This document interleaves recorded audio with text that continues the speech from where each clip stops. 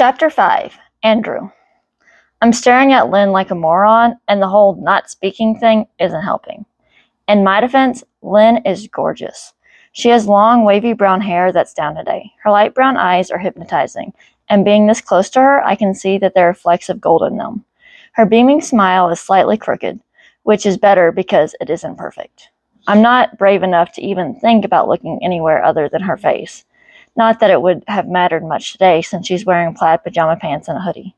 Unfortunately, I still know she has a killer body, which is not helping my higher brain function at the moment.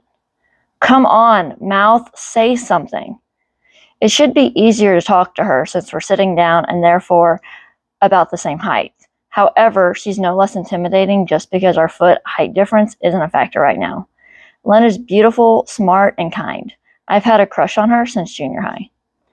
I was bullied in elementary school. On the first day of 6th grade, a boy who bullied me for a few years knocked my books from my arms and shoved me to the ground.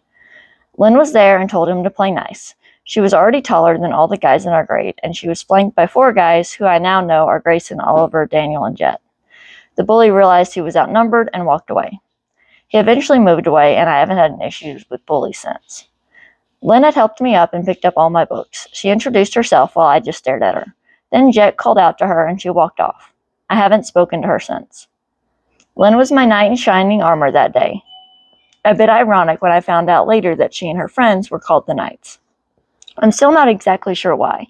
I figure it has something to do with them standing up for kids that get bullied. It's a title reserved for Lynn Kingston, Daniel Clabero, Jet Vaughn, Grayson Ryder, Oliver Ryder, and Tristan Knight. I used to hope being in pre-AP and AP classes with her would possibly make her notice me. But she sits next to her brother Xander and the other Knights. Lynn always partners with Xander, even if some of the Knights are in the class. I realize I've been staring at Lynn for way too long without saying anything. So I say, I know who you are. Okay, so definitely not what I would have wanted to say. Apparently, over 5 years of crushing on her didn't prepare me for actually trying to talk to her. Lynn blinks at me like she wonders how a dope like me is in AP English. I might be in the running for valedictorian, but my mouth sure isn't supporting that idea now. I glance down, hoping breaking eye contact will help connect my mouth to my brain. Instead, I get a reminder of the reason I was late and therefore in this situation. I'd run into some guy on my way out of the band hall, and his coffee had gone all over me. Not only do I sound like a dork for the first time I talk to Lynn, but I'm also covered in coffee. Okay, that's cool, I guess. Do you know when you could maybe get together to work on our project? She sounds like she's worried about spooking me. I take a deep breath and make myself look back up. Oh, yeah, sorry. I'm free tomorrow after 5 and Saturday after about 2. Would either of those times work for you? Complete sentences and none of them sounded weird. I count that as a win. Both times work for me. Why don't we plan on both so we can really get a jump on this project? Where do you want to work on it? Lynn writes in her planner. Both is good. We could meet at the public library? It's supposed to be a statement, but comes out as more of a question. I was more thinking of meeting at my house or yours, if that's okay. We can meet at my house if that's good with you. And as she's speaking, she pulls out a sheet of notebook paper and starts writing on it. Yeah, your house is fine, I set her back. I've never been cool, but I seem to reach a whole new low while trying to talk with Lynn. Cool, so here's my address and number. After class, you can text me, so I'll have yours. She holds out the notebook paper to me. After a pause, I finally pull my head out and take the paper from her. Lynn keeps talking about the project, and I'm vaguely aware of agreeing with her ideas before she writes them down. The bell finally rings. I pack up my stuff in record time, hightailing it out of class before I have to endure any more of my incessant awkwardness. Kaylee is waiting at my locker for me with a cupcake. She has shoulder-length hair that's currently dyed dark blue, contrasting her constantly amused blue eyes. She's 5'7" and therefore taller than my 5 feet 2 inches, but she doesn't scare the thoughts away from my mind like a certain basketball player. I open my locker, switch out my books, then take the cupcake from her. I'm about to open my mouth to say something, well, anything other than how my day has been so far, when I get flicked on the ear. Ow! What was that for? I turn to my other best friend, Carter Diaz, who has just walked up behind me. He runs his hands through his messy messy, jet black hair, somehow making it more disheveled. He's in band with Kaylee and me, only he plays trumpet.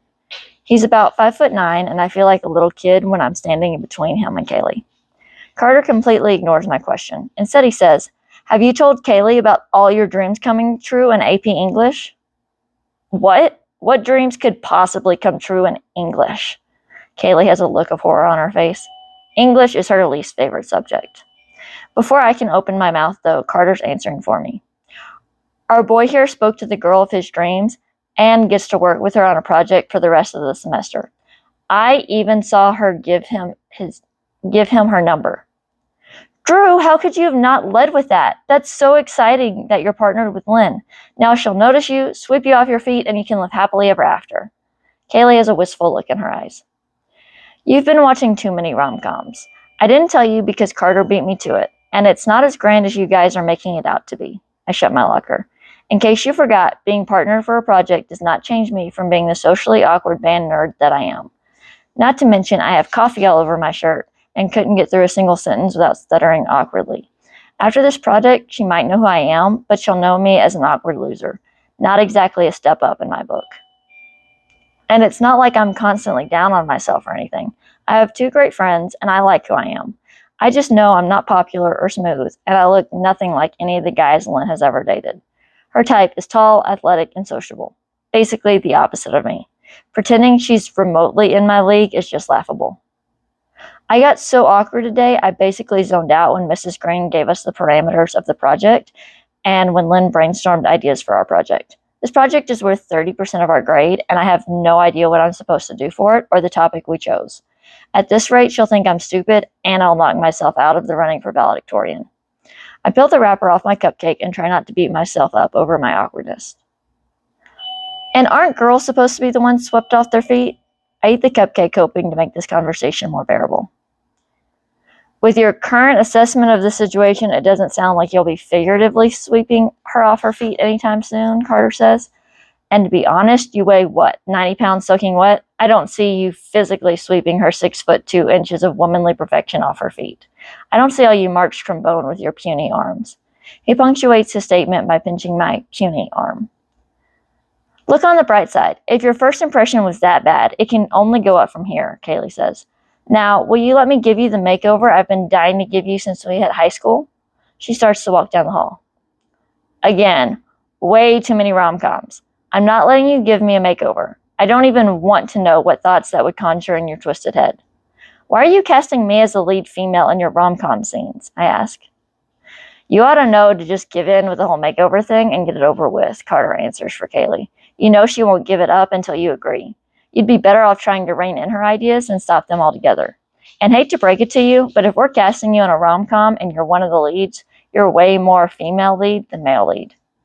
I pinch the bridge of my nose and groan, wishing I was anywhere else. It's way too early for all this, and I'm already having a bad day. Can we focus on being on time for pre-cal? If you prefer calculus to this conversation, then I guess we can drop it.